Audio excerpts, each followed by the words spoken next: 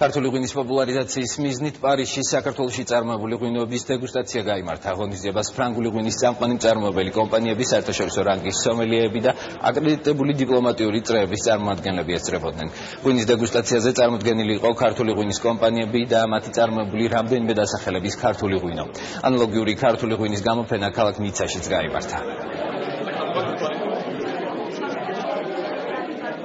ძალიან მნიშვნელოვანია თუ ეს ხალხი სპეციალისტები ქართულ ღვინოს გაიცნობენ, ესენ შემოხსნებს მოუყვებიან და გავრცელდება პროფესიონალებში ცოდნა ქართული ღვინის კულტურის შესახებ. ჩვენ გვაქვს ერთ-ერთი განსაკუთრებული მეთოდი, რომელიც იუნესკოს მიერ არის აღიარებული როგორც არამატერიალური კულტურული მემკვიდრეობა, ანუ ქვევში დაყენებული ღვინოს მეთოდი, რომელიც ძალიან აინტერესებს ფრანგებს.